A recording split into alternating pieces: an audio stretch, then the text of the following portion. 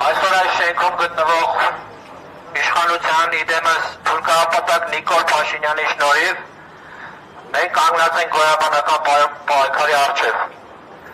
Այս իշխանությունները իրենց անգործությամբ, իրենց ձեռամբ հանձնեցին Արցախը, արցախցիներին թողնելով անտեր։ Բաքվի բանտերում ունենք առնվազն 23 հայրենակից,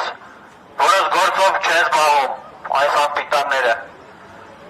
Առաջին քաշում խաղաղության պայմանագիր այցին ասածը, որը չի բերելու խաղաղության, այլ բերելու է նորանոր զիջումների։